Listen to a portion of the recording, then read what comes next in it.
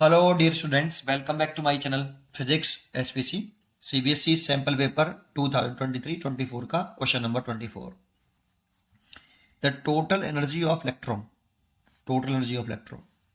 in the first excited state of the hydrogen atom is about minus के 3.4 electron volt.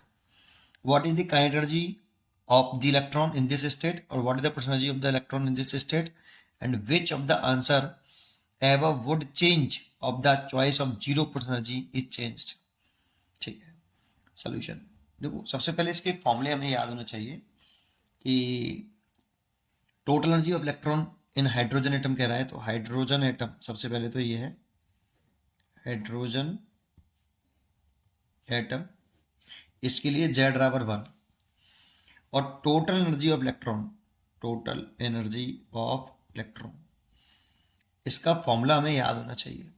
इसका formula होता है 1/4 pi epsilon naught का पूरे का होल स्क्वायर, और नेगेटिव में होता है. टोटल एनर्जी नेगेटिव में होती है. नेगेटिव साइन आता है कि वो इलेक्ट्रॉन जो है वो न्यूक्लियस के साथ इलेक्ट्रोस्टैटिक फोर्स ऑफ अट्रैक्शन से बाउंड है. 2 pi square m z square E4 over N square h square. ये टोटल एनर्जी ऑफ इलेक्ट्रॉन का फॉर्मूला है. इतनी होती है टोटल एनर्जी. एंड इसे शॉर्टकट में लिखते हैं टोटल एनर्जी को. तो इसका जो शॉर्टकट है वो माइनस के 13.6 z square upon n square, और ये इलेक्ट्रॉन वोल्ट में होता है. इलेक्ट्रॉन वोल्ट में कन्वर्ट करने के बाद ये रिजल्ट आता है शॉर्टकट में इसका. ठीक है. एंड काइनेटिक एनर्जी जो होती है, काइनेटिक एनर्जी ऑफ इलेक्ट्रॉन ई के, ये इतनी ही होती है बट प्लस में होती है. प्लस 1/4 पाई एप्सिलॉन नॉट का whole square 2 pi square m z square E4 over N square h square. ये टोटल काइनेटिक एनर्जी का फॉर्मूला है आपका. काइनेटिक एनर्जी ऑफ इलेक्ट्रॉन ये अकॉर्डिंग टू बोर पोस्टुलेट्स. तो जो काइनेटिक एनर्जी का फॉर्मूला होता है, इसको भी शॉर्टकट में लिखें तो प्लस का होता है 13.6 z square upon n square electron volt में, ये है ना. And potential energy of electron ये लिखें तो पोटेंशियल एनर्जी ऑफ इलेक्ट्रॉन जो EP होता है ये माइनस में होता है 1/4 पाई एप्सिलॉन नॉट इस पूरे का होल स्क्वायर. यहाँ 4 होता है pi square m z square E4 over N square h square. इसकी देखो, इसको पोटेंशियल एनर्जी को ध्यान से देखो. यहाँ इतना डिफरेंस है, यहाँ पे 4 है और यहाँ 2 है काइनेटिक एनर्जी में और फोर्स में. तो ये 2 है और एक डिफरेंस साइन का है. तो माइनस के अगर चेक करें दोनों में रिलेशन, तो माइनस के 2 times of kinetic potential energy जो रही है, जो पोटेंशियल एनर्जी है वो 2 टाइम्स ऑफ काइनेटिक एनर्जी आएगी. एक या तो आपको ये डायरेक्टली पता होना चाहिए. एंड जो टोटल एनर्जी है E, देखो इसमें और काइनेटिक एनर्जी में कोई डिफरेंस नहीं है, केवल साइन का डिफरेंस है ना. ये प्लस का है और ये माइनस का है, तो सेम वैल्यू है सबके सब. तो total energy is equal to minus का काइनेटिक एनर्जी. वैसे तो हमें इन दोनों फॉर्मूले से काम चल जाता है इसमें, लेकिन इतना अगर आता हो तो ज़्यादा बेटर रहता है. ठीक है. चलिए इसकी शॉर्टकट बनाएं पोटेंशियल एनर्जी का, तो 2 टाइम्स ऑफ आ जाएगा, माइनस में होगा 2 times of 13.6 over N square Z square. ये इलेक्ट्रॉन वोल्ट में, बट ये ध्यान रखना. ठीक है. चलिए, तो ये अगर हम इतना याद कर लें तो क्वेश्चन हमारा सॉल्व हो जाता है. अब आगे क्या करें. नाउ देखो, सबसे पहले इसमें ग्राउंड स्टेट होती है बेटा. ग्राउंड स्टेट के लिए n बराबर 1 होता है, और फिर इसके बाद होती है इसमें फर्स्ट एक्साइटेड स्टेट, और फर्स्ट एक्साइटेड स्टेट के लिए n बराबर 2 होता है.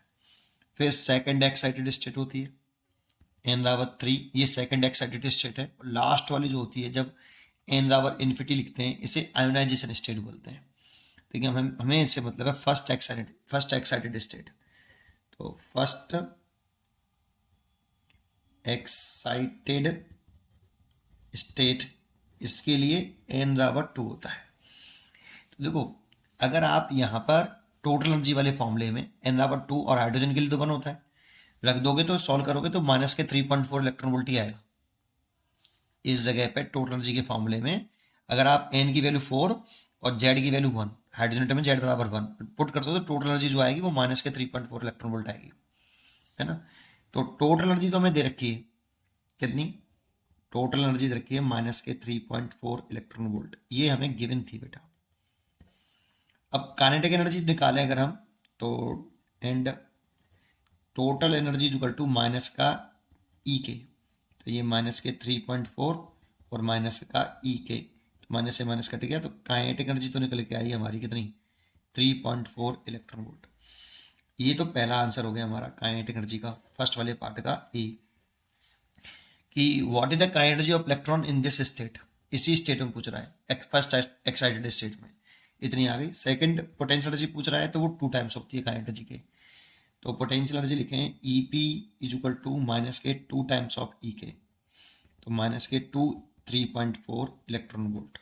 इसे सॉल्व करें तो मल्टीप्लाई कर लें बस केवल, तो पोटेंशियल एनर्जी जो होगी वो माइनस के 6.8 इलेक्ट्रॉन वोल्ट, ये पोटेंशियल एनर्जी हो गई 6.8 इलेक्ट्रॉन वोल्ट नेगेटिव में। तो ये सेकंड पार्ट का आंसर हो गया, है ना। What is the potential energy of the electron in this state, और तीसरा जो पार्ट है C, which of the answer above would change of the choice of zero potential energy is changed. अगर जीरो पोटेंशियल एनर्जी की जो choice है उसको change करना है, इसका मतलब क्या समझते हैं। देखो मेन इंपॉर्टेंट क्या है कि फिजिक्स में पोटेंशियल एनर्जी डिफाइन ही नहीं होती है, पोटेंशियल एनर्जी डिफाइन नहीं होती, change in potential energy define होती है। Change in potential energy is equal to minus के बर्डन बाई कंजर्वेटिव फोर्स होता है। ऐसे जब चेंज इन पोटेंशियल एनर्जी लिखते हैं तो final potential energy minus initial potential energy minus burden by conservative force, ये फॉर्मूला होता है बेटा।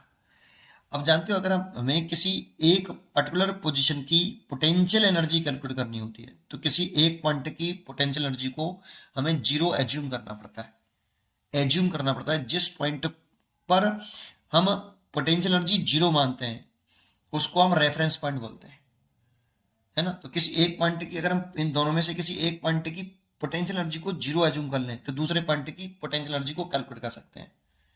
तो जनरली जो पोटेंशियल एनर्जी जीरो एज्यूम की जाती है वो इनफाइनाइट पे करते हैं, है ना। तो मैं कुछ 2-3 लाइन लिख रहा हूँ, उस लाइन पर कॉन्सेंट्रेट करना, समझ में आएगा आपको, ठीक है।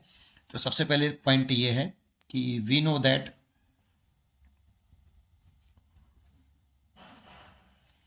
कि जो चेंज इन पोटेंशियल एनर्जी है, change in potential energy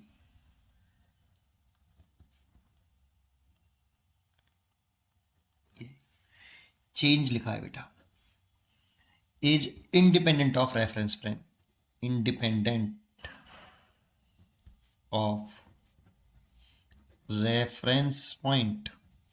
reference point वो पॉइंट होता है जहां पर हम पोटेंशियल एनर्जी जीरो मानते हैं, है ना। तो रेफरेंस पॉइंट से चेंज इन पोटेंशियल एनर्जी तो इंडिपेंडेंट है, तो चेंज इन पोटेंशियल एनर्जी तो सीधे निकल आएगी, माइनस के बर्डन बाई कंजर्वेटिव फोर्स निकाल लो, change in potential energy find out हो जाएगी। तो change in potential energy reference point पर डिपेंड नहीं करती, मतलब choice of zero potential energy पर डिपेंड नहीं करती, change in potential energy depend नहीं करती बेटा, है ना। Is independent of reference point, but potential energy, केवल अगर हम पोटेंशियल एनर्जी की बात करें, potential energy is depends on reference point. Reference point वो पॉइंट है जिस पॉइंट पर हम पोटेंशियल एनर्जी जीरो एज्यूम करते हैं। रेफरेंस पॉइंट जनरली जो पोटेंशियल एनर्जी हम मानते हैं, generally potential energy at R बराबर infinity is taken zero, generally. लेकिन कहीं पे भी रेफरेंस पॉइंट मान सकते हैं, जरूरी नहीं इनफाइनाइट पे माना, लेकिन जनरली कहाँ पे माना जाता है, इन्फिनिटी पर। ये जितने भी फॉर्मूले दिए जाते हैं सारे रेफरेंस पॉइंट इन्फिनिटी पर पोटेंशियल एनर्जी जीरो मान के बताते हैं। तो जो हमारे जो फॉर्मूले हैं ये इनफिनिटी पर रेफरेंस पॉइंट हम मानते हैं तब आता है ये, ठीक है, जनरली, है ना। हेंस अगर ये हमें समझ में आता है तो choice of the zero potential energy, that means reference point है ना, इज चेंज्ड। अगर इसे चेंज करें, चेंज्ड, देन जो काइनेटिक एनर्जी है ना उस पर तो कोई इफेक्ट नहीं पड़ेगा। काइनेटिक एनर्जी जो हाफ एम बी स्क्वायर, उस पर कोई इफेक्ट नहीं पड़ता है ना, केवल इस पे पड़ता है, क्योंकि हम जब किसी एक पॉइंट की परसेंटेज निकालेंगे तो एक की जीरो मानेंगे तभी निकलेगा। तभी एक पॉइंट की जीरो मान ली, जैसे यू आई की जीरो मान ली तो U F burden by conservative force के बराबर हो जाएगा। बर्डन बाई कंजर्वेटिव फोर्स निकाल लो, आई से एफ तक मूव कराने में किसी ऑब्जेक्ट को जो बर्डन करना पड़ेगा वही उस पॉइंट की पोटेंशियल एनर्जी कहलाएगी फिर, है ना। तो यहीं से चेंज देन काइनेटिक एनर्जी, या लिखूं energy of electron will not change,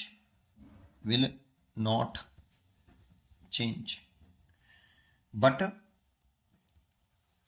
जो पोटेंशियल एनर्जी है